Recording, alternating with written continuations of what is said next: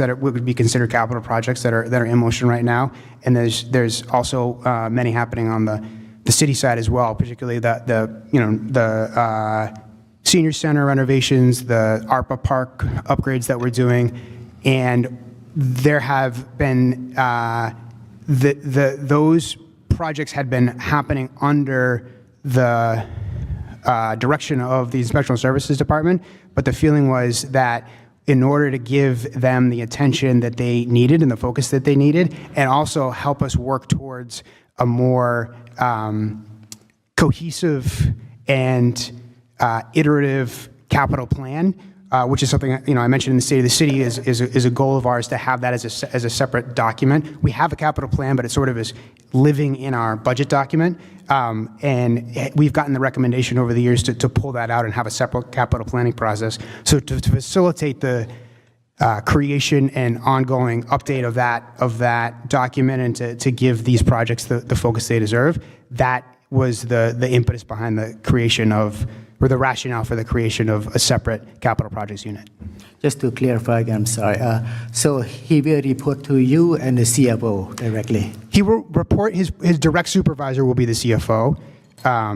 Yes. Okay. All right. Thank you. Councilor Field. Thank you, Mr. President.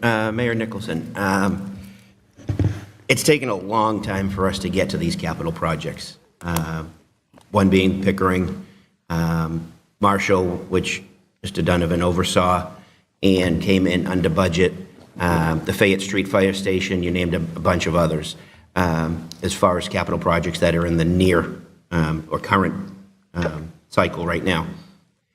With his expertise and without the CFO here, how much is the city probably saving or losing money having Mr. Donovan in this role, so that we don't have to pay outside consultants and attorneys that are working for the city but not as closely as Mr. Donovan, who's more familiar with these specific buildings and types of projects, also while able to assist the city and the CFO in budgeting for future projects? Can you explain?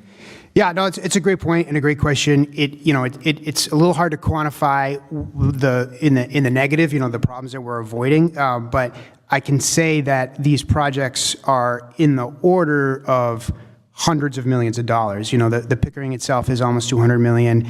We have identified and cataloged a backlog of upgrades for the elementaries that is over $100 million. And I could list all the projects, and all of them are in the millions of dollars.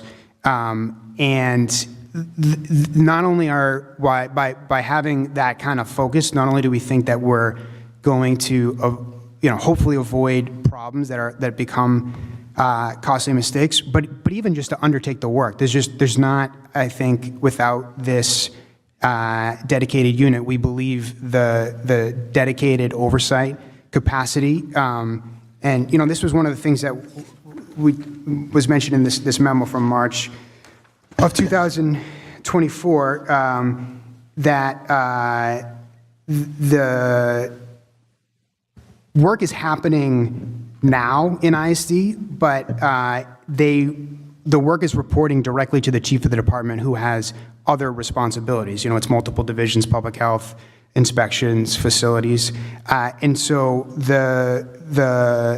there's been missing the sense that there's missing that the kind of leadership for that supervisory work, for the product supervisory work, because it all rolled into the ISD chief, and this takes it outside of that, and so I think just we're fortunate right now. We're still in a moment where we have had access to one-time funds, that there's still ARPA projects that are happening through, I think, the joint effort of the city staff and the council, where we've been in a position to do some capital projects where we borrowed. And so there's a lot of capital work happening, and having a dedicated team, I think, is going to help make sure that work gets done. Thank you. All right. Councilor Meany, then Councilor McLean. Yeah, I don't really have a question. I just wanted to point out that we're here on a Friday night for a special meeting, and Mr. Donovan hasn't even bothered to grace us with his presence. I believe Mr. Donovan's in Florida, but on vacation. Council McLean. Mr. Mayor, I was under the impression when this came past our desk months ago about Donovan's new department and where he was going to be and what he was going to be doing, and we all voted yes on that. So I was under the impression that he was already moved out of the position, and I would like to know why Brett was brought before us, and we agreed that he should have the position, and then our last meeting, Donovan comes before us again. So it seems like the process was flawed. It seems like Donovan was not removed from his seat as ISD director, and we hired someone while he was still in that position. So now that person is basically in limbo. So I wanted to know, could you clarify why that happened? Yeah, absolutely. I think we designated Mike Donovan to be the temporary head of the capital projects unit in October. And after doing that, we asked this council to amend the ISD chief ordinance. So for all along, Mike Donovan has been doing both the work of heading the capital projects unit and the work of the ISD chief. And, I think that's what the point of having the council amend the ordinance after that appointment was, to give us an opportunity to get ready to do a search. This is a hard job to fill, and we're incredibly fortunate that we've found a candidate we think is going to do a great job, but that wasn't predetermined, and I think the concern was that we would be going without a head of ISD if Mike had left the role. Because he was already overseeing capital projects in his role as ISD chief, it was possible for him to do both and and the city's operations to be uninterrupted. Because what we're doing is we're spinning out the capital projects unit.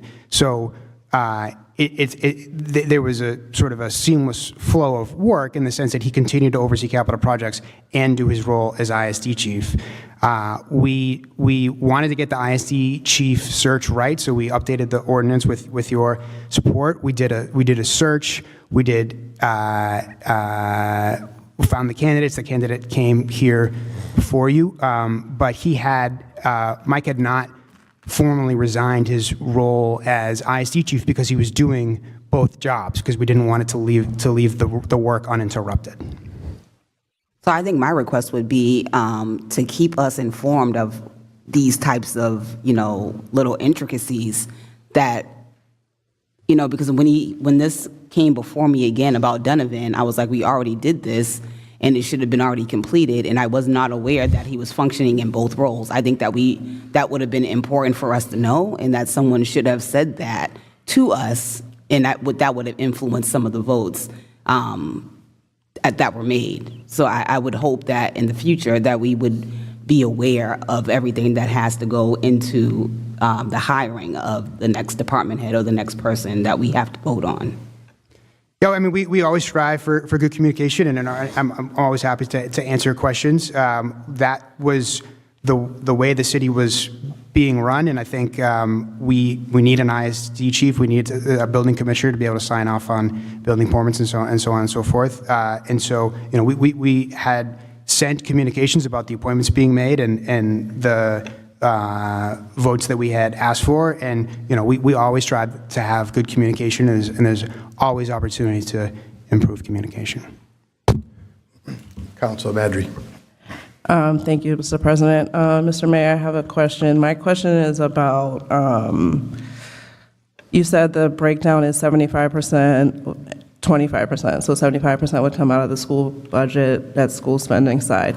So my question is around the SCL layoffs and that recently happened. So can you just speak to that as far as like what the plan is to make sure that, social workers are being laid off, and like what the plan is as far as making sure like these kids are going to get the help that they need at the school level?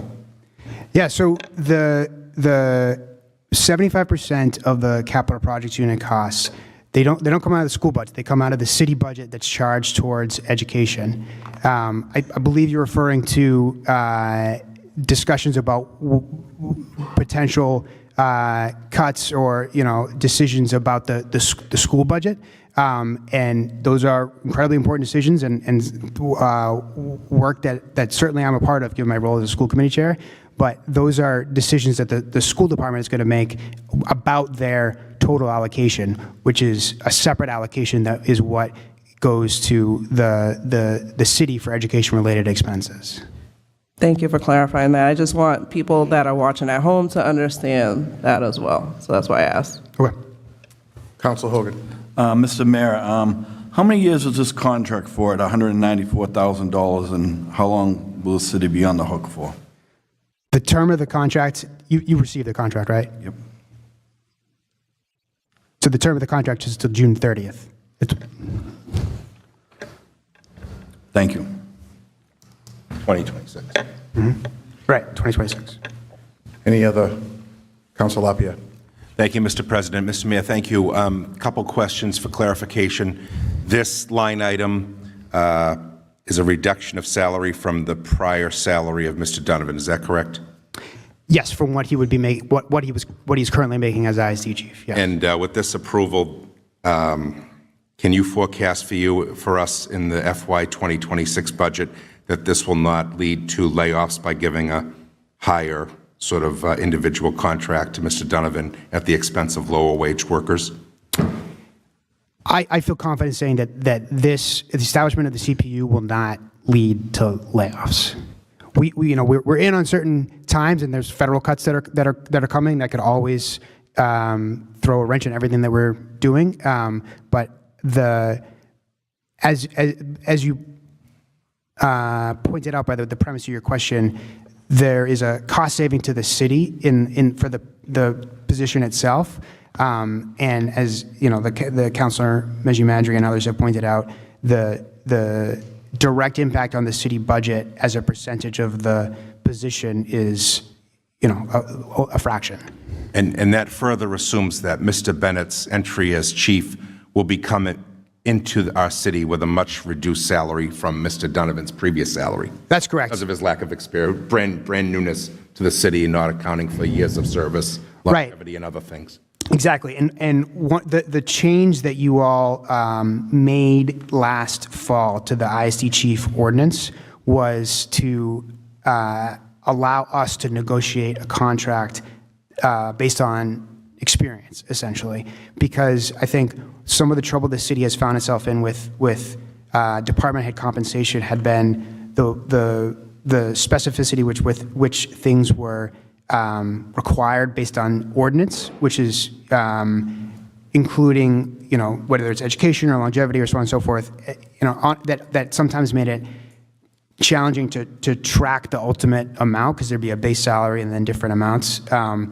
And that the current ISD chief is under the older ordinance, which had those additions, and so we were empowered by this council's decision to update the ordinance to negotiate a salary for an incoming ISD chief, and he's a great experience, and honestly, he's, I think, going to be towards the top of the range that we posted for. But the range that we posted for, which was based on market conditions with feedback from the Collins Center, is significantly lower than what the current ISD chief is currently making. And my final comment, Mr. Mayor and Mr. President, is, as chair of the Personnel Subcommittee, we have tried very, very diligently about these high-level positions, and when we fill them, that they come before the subcommittee for a screening with the Personnel Subcommittee, who has an opportunity to ask questions of the candidate and so forth, so on. In this case, that did not happen for reasons that were beyond us because of the scheduled vacation of Mr. Donovan. And my original intent of the reconsideration vote was to have us back at our regularly scheduled meeting, which would be Tuesday, April 8th, knowing that could not have occurred because we have a time lapse of Mr. Bennett's starting date of April 7, along with this approval, potential approval on April 8th, did not lend itself, with Mr. Donovan being on vacation, to come before us in person. And I think that is unfortunate as it is. This is what we are forced to reconsider on this evening. and I'm sure we'll all have an opportunity to see Mr. Donovan in the future in this new role. And this will allow for Mr. Bennett to begin his tenure with us on Monday, April 7th. So I just want to make that comment. Thank you. Thank you. Councilor Jacutis? I have a question, well, really not a question. I know Mr. Donovan's not here, but if I'm correct, you were supposed to go on vacation in January, and there was a problem at Classical with the heat, and he canceled his vacation because of that and just rescheduled. That's why he's not here, if I'm correct. Okay, thank you. Any other comments or questions from anybody? All right, so, Thank you. thank you, Mr. Mayor. Roll call. Councilor Alonsog? Yes. Yes. Councilor Jacutis? Yes. Yes. Councilor Field? Yes. Yes. Councilor Hogan? No. No. Councilor LaPierre? Yes. Yes. Councilor Matul? Yes. Yes. Councilor McLean? Yes. Yes. Councilor Meany? No. No. Councilor Mejia Madre? Yes. Yes. Councilor Net? Yes. Yes. Councilor Walsh? Yes. Yes. Motion carries. It's the wish of the... Motion to adjourn. The motion to adjourn, second, all in favor? Aye. Adjourn.